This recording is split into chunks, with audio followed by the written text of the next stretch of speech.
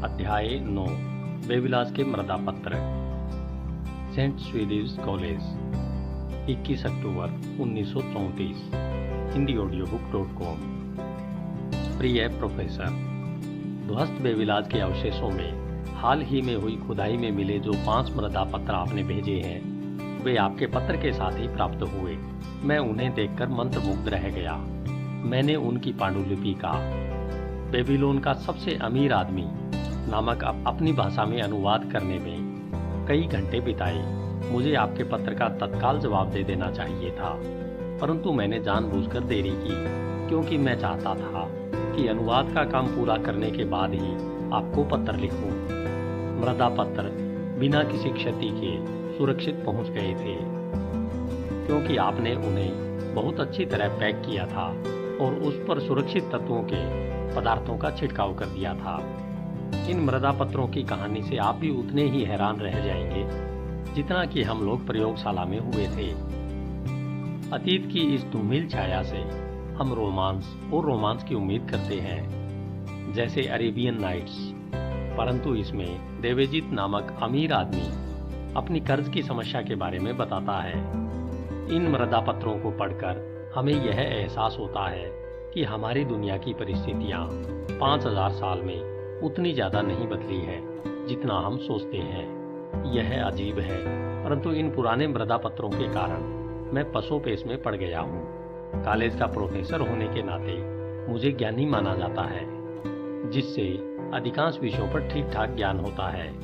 बहरहाल इन मृदा पत्रों में बेबीलोन के खंडहरों में दफन एक आदमी कर्जवान युवाओं को एक रास्ता सुझाता है, जैसा मैंने पहले कभी नहीं सुना। मैं कहता हूँ कि यह बहुत जबरदस्त है। मेरी दिलचस्पी यह साबित करने में है कि प्राचीन बेबीलोन का ज्ञान उतनी ही अच्छी तरह आज भी काम कर सकता है। मिसिस भुजबेटी और मैं इस योजना पर काम करने की योजना बना रहे हैं, ताकि हमारी आर्थिक परिस्थितियों में सुधार हो सके। आपके सफल अभियान पर मैं आपको शुभकामनाएं देता हूँ। मैं आपकी और मदद करने के किसी और अवसर का उत्सुकता से इंतजार करता रहूंगा। आपका अल्फ्रेड एच श्रूजबेरी, पुरातत्व विभाग। पहला मृदा पत्र। आज पूर्णिमा है। मैं देवेजुर हूँ। सीरिया में गुलाम की जिंदगी बिताने के बाद मैं हाल ही में अपने शहर लौटा हूँ। मैंने संकल्प लिया है कि मैं अपने सारे कर्ज चुका दूंगा और बेबीलोन के अपने पैतृक शहर में संपन्न बनकर दिखाऊंगा। मैं मृदा पत्रों पर अपनी परिस्थितियों का स्थायी रिकॉर्ड लिखना चाहता हूँ, ताकि मुझे अपनी प्रबल इच्छा को पूरा करने में मार्गदर्शन और सहयोग मिले। मेरे अच्छे मित्र साहूकार मैथन की समझदारीपूर्ण सलाह के अनुसार मैं एक निश्चित योजना पर चलने का संकल्प कर चुका हूँ। उसका कहना है कि यह योजना किसी भी व्यक्ति को कर्ज से मुक्ति दिला सकती है और उसे संपन्न तथा सम्मानित बना सकती है। इस योजना के 3 उद्देश्य हैं, जिन्हें मैं चाहता हूं और जिनकी मैं आशा करता हूं। पहला, यह योजना मेरी भावी समृद्धि सुनिश्चित करती है, इसलिए मैं अपनी आमदनी का 10वां हिस्सा अपने लिए अलग रख दूंगा, क्योंकि मैथन ने समझदारीपूर्वक यह कहा था, जो व्यक्ति अपने पर्स में सोना और चांदी रखता है जिसे खर्च करने की उसे जरूरत नहीं है, वह अपने परिवार के प्रति प्रेमपूर्ण और सम्राट के प्रति वफादार होता है। जिस व्यक्ति के पर्स में तांबे के कुछ सिक्के ही होते हैं, वह अपने परिवार और सम्राट के प्रति उदासीन होता है, परंतु जिस व्यक्ति के पर्स में कुछ नहीं होता है, वह अपने परिवार के प्रति निर्दयी और अपने सम्राट के प्रति दगाबाज होता है, क्योंकि उसका हृदय कटुता से भरा होता है। इसलिए जो व्यक्ति सफल होना चाहता है, उसके पर्स में धन खनकना चाहिए, ताकि उसके हृदय में अपने परिवार के प्रति प्रेम और अपने सम्राट के प्रति वफादारी हो। दूसरी बात, यह योजना सुनिश्चित करती है कि मैं अपनी अच्छी पत्नी के खर्च पूरे करूंगा और उसके लिए वस्त्र खरीदूंगा, क्योंकि वह वफादारी के साथ अपने पिता के घर से मेरे पास लौटी है। मैथन ने कहा है कि वफादार पत्नी की अच्छी देखभाल करने से मनुष्य के मन में आत्मसम्मान पैदा होता है, उनके उद्देश्यों में शक्ति आती है और उनके संकल्प में वृद्धि होती है। इसलिए मैं अपनी 70% आमदनी का इस्तेमाल घर, कपड़े और भोजन पर करूँगा। इसके अलावा मैं इसी आमदनी में अपना सामान्य खर्च चलाऊँगा ताकि हमारी ज़िंदगी में खुशियों की कमी न रहे। परंतु मैथन ने इस बारे में सावधानी बरतने को कहा है कि हमें इन अच्छे उद्देश्यों के लिए अपने 70% आमदनी से अधिक का इस्तेमाल नहीं करना चाहिए। इसी में इस योजना की सफलता निहित है। मुझे 70% आमदनी में ही गुजारा करना चाहिए और कभी इससे ज़्यादा का इस्तेमाल नहीं करना चाहिए। न ही मुझे कोई ऐसी चीज़ खरीदनी चाहिए जिसका भुगतान मैं अपनी आमदनी के इस हिस्से से न कर सकूं। दूसरा मृदा पत्र। तीसरी योजना। इस योजना में यह बताया गया है कि अपनी आमदनी में से मैं अपना कर्ज कैसे चुकाऊं।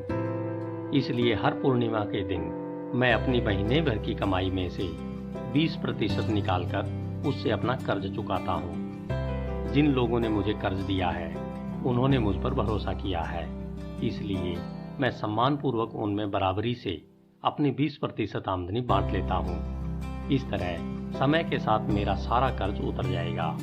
मैं यहाँ पर हर उस व्यक्ति का नाम लिख रहा हूँ जिसका मैं कर्जदार हूँ।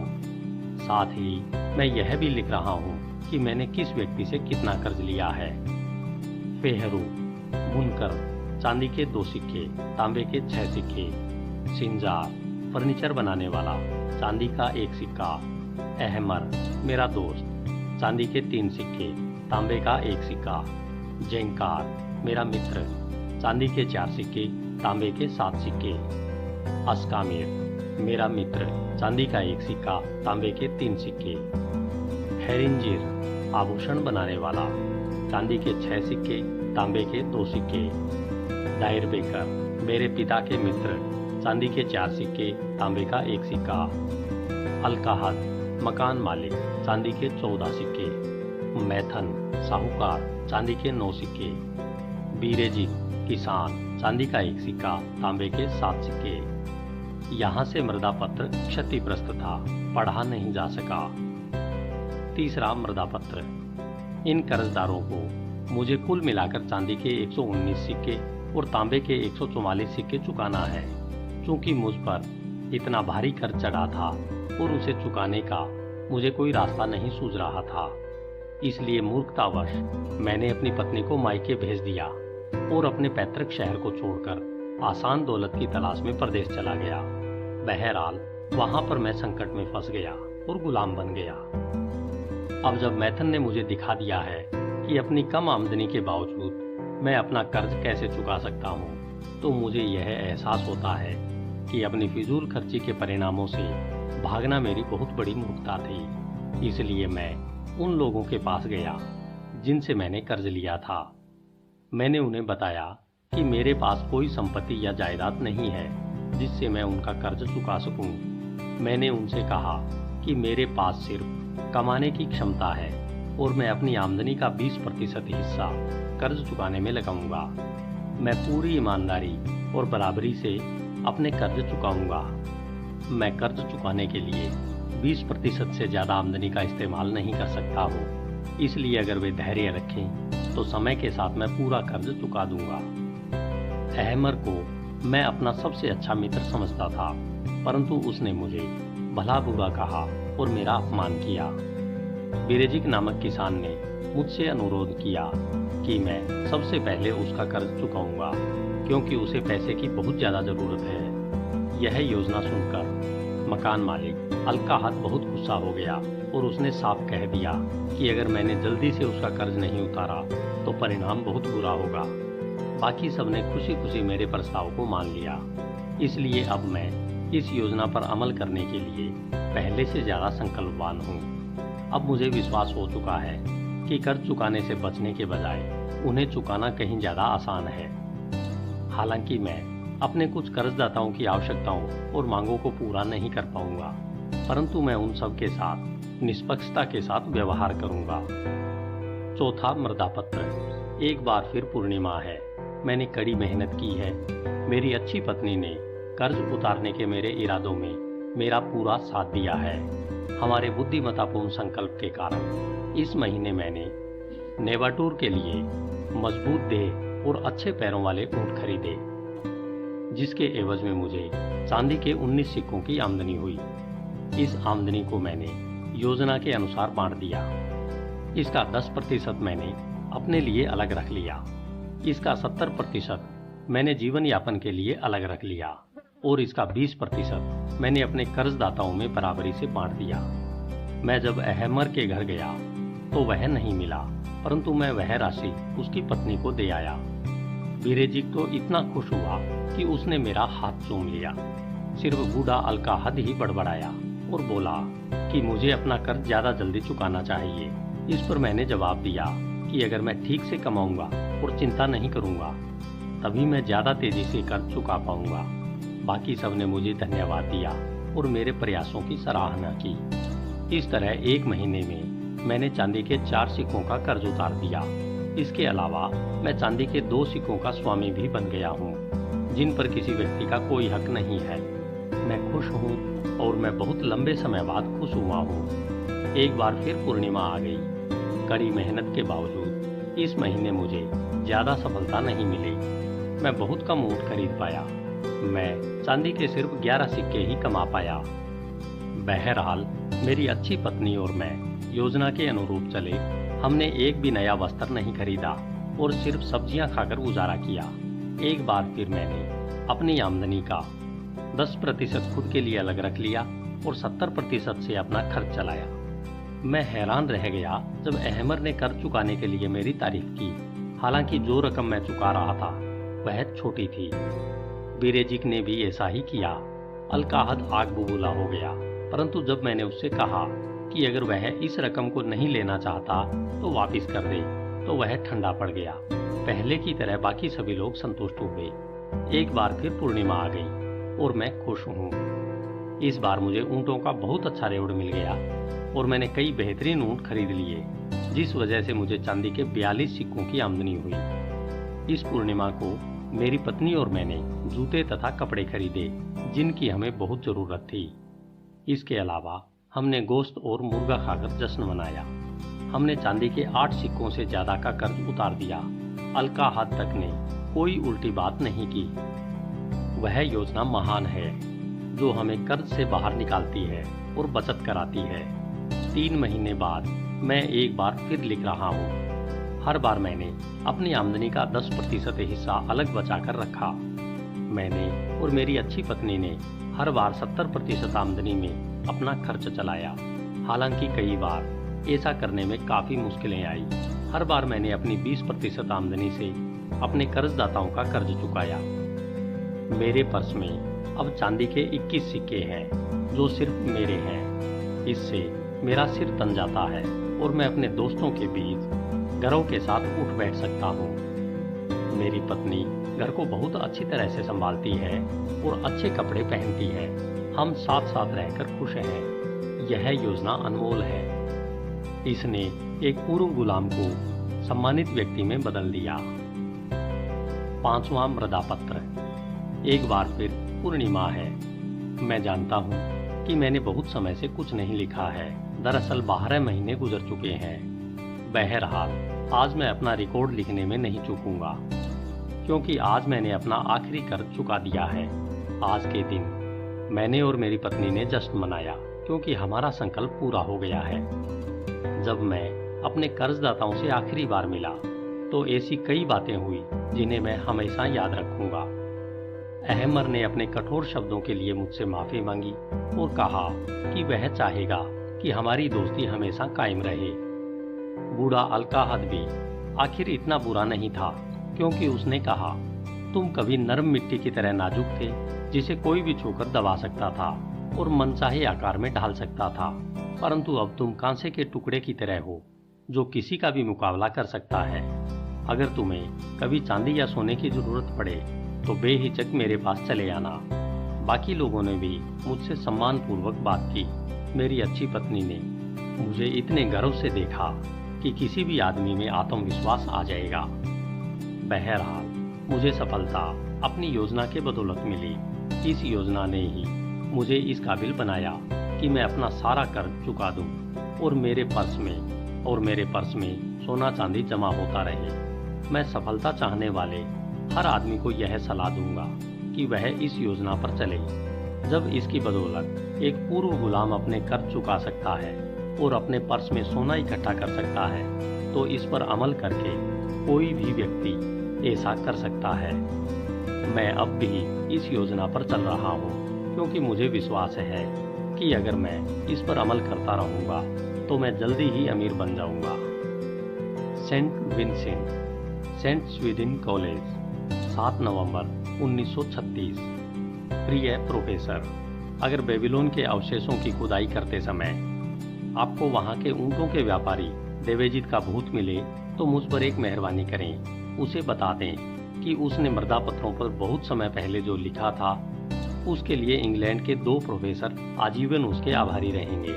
आपको शायद याद होगा, 1 साल पहले मैंने लिखा था कि मिसेस रूबेरी और मैं कर्ज से बाहर निकलने की इस योजना की आवाज़ भी सुनना चाहते हैं। शायद आपने अनुमान लगा लिया होगा कि हमारी आर्थिक स्थिति खराब थी। हालांकि हम इसे अपने दोस्तों से छुपाने की कोशिश कर रहे थे।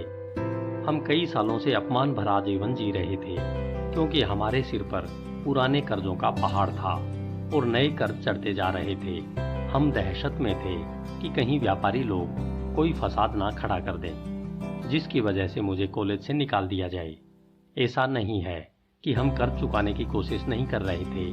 अपनी आमदनी में से हम जितना भी बचा सकते थे उतना बचाने की कोशिश कर रहे थे, परंतु आमदनी में अपना खर्च चलाना भी मुश्किल पड़ रहा था। इसके अलावा हमें मजबूरन उन जगहों से सामान खरीदना पड़ता था जहां हमें उधार मिल सके, भले ही वहां हमें महंगे दामों पर सौदा मिलता था। इससे एक दुष्चक्र शुरू हो गया, जिससे चीजें बेहतर बनने की बजाय बदतर बनती चली गई। हमारी स्थिति निराशाजनक होती जा रही थी। हम कम किराए वाले मकानों में नहीं जा सकते थे, क्योंकि हम पर मकान मालिक का कर्ज चढ़ा हुआ था। ऐसा लगता था कि हम स्थिति को सुधारने के लिए कुछ नहीं कर सकते थे। फिर अचानक बेबीलोन के ऊँटों के व्यापारी ने हमें एक ऐसी योजना सुझाई जिस पर अमल करके हम अपनी मनचाही चीज हासिल कर सकते थे। उसने हमें अपनी योजना पर अमल करने की सूची बनाई और मैंने वह सूची अपने सभी कर्जदारों को दिखाई। मैंने उन्हें यह स्पष्ट बता दिया कि वर्तमान स्थिति में मैं उनका कर्ज तत्काल नहीं चुका सकता हूँ। आंकड़ों को देखकर वे यह बात खुद ही समझ सकते थे। फिर मैंने उन्हें बताया कि पूरा कर्ज चुकाने का इकलौता रास्ता यही था कि मैं हर महीने अपनी 20% आमदनी सभी कर्जदाताओं में बराबरी से बांट दूं। इस तरह से मैं लगभग 2 साल में सारे कर्ज उतार दूंगा। इस दौरान हम अपना सारा सामान नकद खरीदेंगे, जिससे उन्हें अतिरिक्त लाभ होगा। कर्जदाता सचमुच बहुत सज्जन थे। हमें सब्जी देने वाला बूढ़ा आदमी समझदार था। उसने एक ऐसी बात कही जिसके द्वारा मुझे दूसरों को समझाने में आसानी हुई। उसने कहा, अगर आप आगे से सारा सामान नकद खरीदेंगे और अपने कर्ज का कुछ हिस्सा भी चुकाएंगे तो यह उससे बेहतर रहेगा जो आपने आज तक किया है। आपने 30 साल से मुझे 1 पैसा भी नहीं दिया है। अंत में मैंने उन सबसे यह अनुबंध करवा लिया कि जब तक मैं नियमित रूप से अपनी 20% आमदनी से उनके कर्ज चुकाता रहूंगा, तब तक वे मुझे किसी प्रकार से तंग नहीं करेंगे। फिर हमने 70% आमदनी में गुजारा करने की योजना बनाई। हम अपनी 10% आमदनी बचाने के लिए संकल्पवान थे। चांदी और संभवतः सोने के सिक्के बचाने का विचार बहुत आकर्षक था। खुद को बदलने में हमें रोमांच का अनुभव हुआ। अपनी 70% आमदनी में आराम से खर्च चलाने के तरीके खोजने में हमें बहुत मजा आया। हमने यह काम मकान के किराए से शुरू किया और हम मकान का किराया कम करवाने में कामयाब हो गए और हमें अच्छा सामान कम कीमत पर मिलना शुरू हो गया।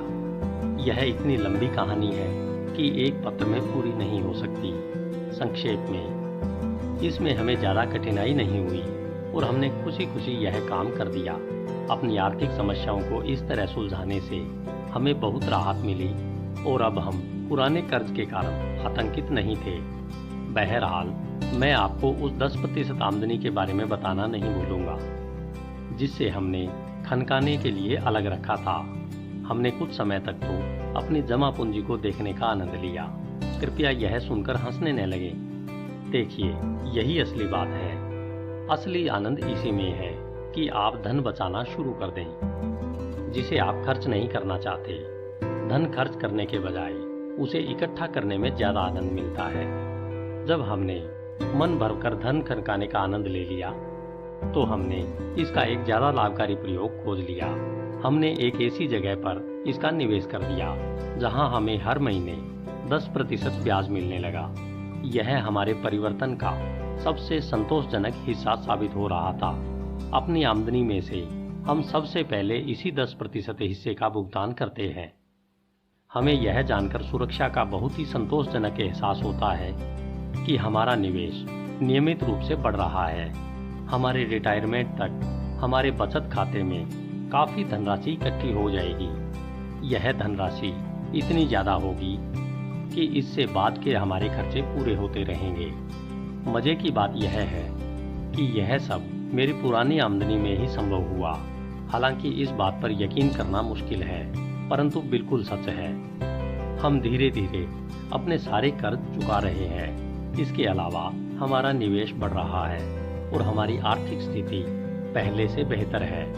कौन विश्वास कर सकता है कि बिना किसी वजह से परिणामों में इतना अंतर आ सकता है। अगले साल के अंत तक हमारे सारे कर्जे उतर जाएंगे।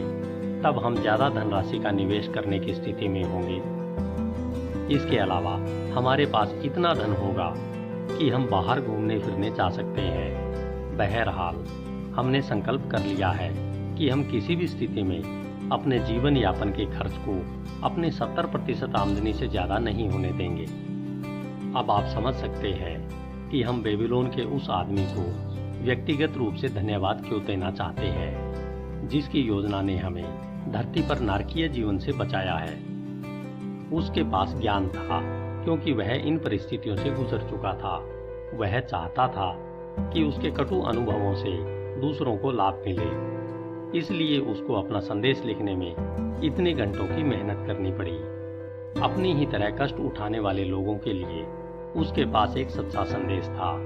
यह संदेश इतना महत्वपूर्ण था कि 5000 साल बाद यह बेबीलोन के अवशेषों से बाहर निकला और आज भी यह उतना ही सच्चा तथा प्रभावी है जितना यह प्राचीन बेबीलोन में था।